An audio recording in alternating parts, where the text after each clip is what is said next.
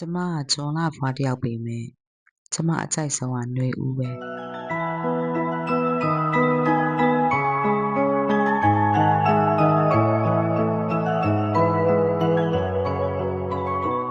အားလုံးပဲမင်္ဂလာပါကျမကနိုးပါဒီ episode ကတော့ Breakfast with No Season 1ရဲ့ဒုတိယမြောက် episode ဖြစ်တဲ့ Spring ဖြစ်ပါတယ်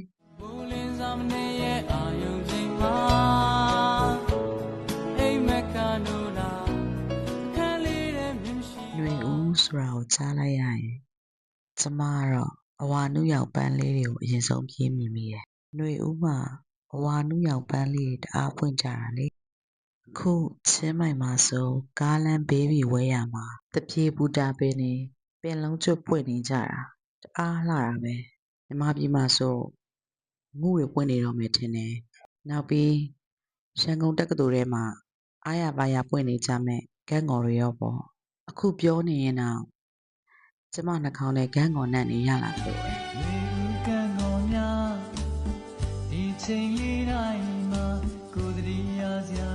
ကဲတော့ຫນွေဦးဟာပန်းတွေအများကြီးပွင့်နေရသည်ပါဆောင်းတွင်းမှာရွက်ဟောင်းတွေကျွေခဲ့တာမို့ရိုးတံကျဲနေတဲ့အပင်ကြီးတွေမှာရွက်သစ်တွေဝေပြီးပန်းလေးတွေပါထွေးခဲနေအောင်ပွင့်ကြတာဟာကျမအတွက်တော့အင်မတန်ကြည့်လို့ကောင်းတဲ့မြင်ကွင်းပဲຫນွေဦးမှာငုပရောက်ဂန်းငေါ်တို့အပြင်လက်ပံ therapy ခရီးစတဲ့ပန်းတွေအကုန်လုံးအားရပါရပွင့်ကြတာမို့ပန်းတအားကြိုက်တဲ့ကျမຫນွေဦးကိုချစ်တာမဆမ်းပါဘူးနော်ပြန်မွေးတဲ့ပန်းနံတွေဆောင်ယူပေလာလေးညင်စကားမဆက်ကျမငယ်ငယ်တော့ကမြားတဲ့ကြောင်းပိတ်ရင်မဖြစ်မနေလုံးလေးလှုပ်ထားရှိအကျင့်လေးတစ်ခုကြောင်းပြောပြမယ်အဲ့ဒါနေ့လည်နေခင်းတရေတမောအိတ်တာပဲနှွေပူပူနေ့လည်ခင်းတွေမှာနေ့လည်ကစားပြီးချိန်လေဝင်လေထွက်ကောင်းတဲ့ပတင်းပေါက်တစ်ခုနားမှာသွားပြီးတော့တင်ဖြူးဖြားလေးတစ်ချက်ခင်းပြီးလေတဖြူးဖြူးနဲ့အိပ်ရတာအင်မတန်စိန်ရှိတာမျိုးအဲ့လိုအချိန်မှာအမေရဲ့ကက်ဆက်ကနေပြီးတော့လေစနေရလာတို့ဖြစ်ဖြစ်ခင်မောင်တိုးဖြစ်ဖြစ်မမအေးဖြစ်ဖြစ်ခတ်တိုးတိုးလေးဖွင့်ထားလို့ကတော့တကယ်နှိမ့်မှန်ဒုက္ခပါပဲနှလုံးသားကိုနာစင်များစကားတွေပြောနေလိုက်တာသူရဲ့ကိုသွားကိုနာရှိနေသည်မှာဘာကြောင့်ရောက်ပြီဆို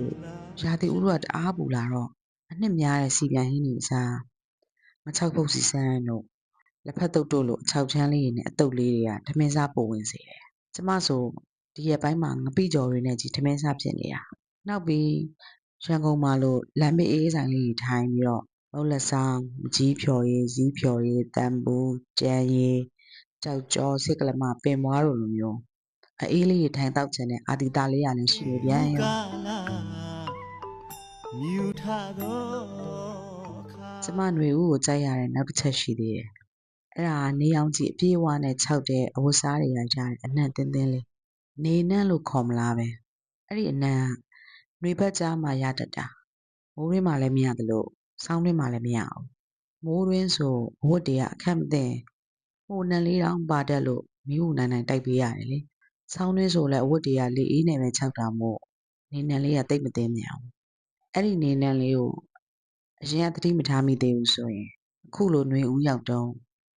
နေနဲ့ခြောက်တဲ့အဝတ်တွေမှာနေနဲ့တင်းတင်းလေးတွေလိုက်ရှာဖို့အကြံပေးပါရစေຫ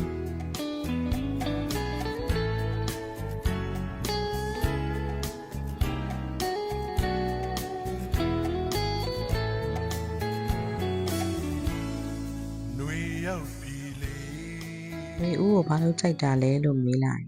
လှလို့ကြိုက်တာဟုတ်တယ်ຫນွေဦးကကျမအတွက်တအားလှတယ်ရှေ့မှာပြောခဲ့သလိုပဲ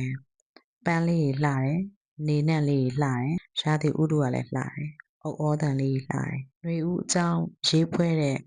စာတွေကြပြားတွေကလည်းတအားလှတာနော်ဥပမာနတ်ရှင်နောင်ရဲ့ပေါ်ຫນွေလှလျင်ရတုလို့ပေါ့သေချာပြန်တွေးကြည့်ရင်ຫນွေဦးမှာတက်ရှိတက်မဲ့ trashy trap မဲ့အကုန်လှတယ်ဖွယ်ပြန်လေးပဲစာစုတို့မိုင်းကြီးရမှာ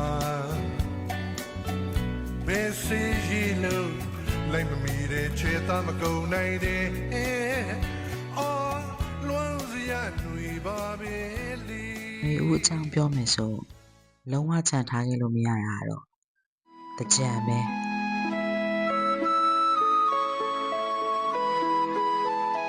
တကြံကကျမအချိုက်ဆုံးပွဲတော်တစ်ခုပေါ့ကြံကိုအကြီးကျယ်ကျင်းပလေးရှိကြတယ်မြန်မာနိုင်ငံမှာလူလာဖြစ်တဲ့အပြင်အောင်မှာကြံဆိုရင်ရိုးရဓလေ့နဲ့တအားကိုပြောလေးရှိကြတဲ့ရခိုင်လူမျိုးတစ်ယောက်ပါဖြစ်နေတယ်ကျမ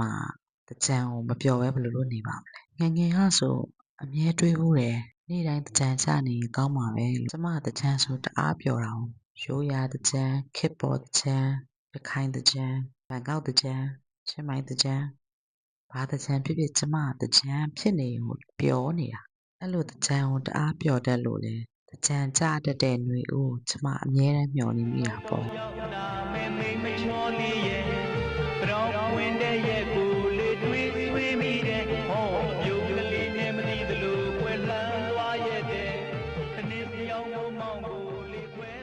ຫນွေဦးအကြောင်းသာပြောရမယ်ဆိုရင်ကျမမှာပြောစရာတွေဘယ်တော့မှကုန်မှာမဟုတ်ဘူးတနေ့ကုန်ထိုင်ပြောဆိုလဲကျမຫນွေဦးအကြောင်းကိုမပြင်းမရပြောနိုင်ဒါပေမဲ့အရန်အကြာကြီးပြောရင်နားထောင်တဲ့လူတွေပြင်းလာမှာဆိုလို့အဆုံးသက်အနေနဲ့ပြောရရင်ဆောင်းတွင်းမှာအေးဆက်မှုကြောင့်အေးခဲအိပ်ပျော်နေခဲ့ကြတဲ့သက်ရှိသက်မဲ့တိုင်းလူလိုဟာຫນွေဦးရောက်လာရင်နှွေးထွေးတဲ့နေရောင်ကြီးကြောင့်ပြန်လဲနိုးထတက်ဝင်လှုပ်ရှားလာတတ်ကြပါတယ်။အဲ့ဒါကြောင့်လဲຫນွေဦးဟာပြန်လဲမွေးဖွားခြင်းရဲ့သင်္ကေတဖြစ်တင်စားခံရတာလေ။ဥပမာကျမတို့မြန်မာနိုင်ငံရဲ့ຫນွေဦးတော်လှန်ရေးပေါ့။ကျမနိုးပါနောက်ထပ် episode တွေမှာပြန်လဲဆုံတွေ့နိုင်ကြဖို့မျှော်လင့်ပါတယ်။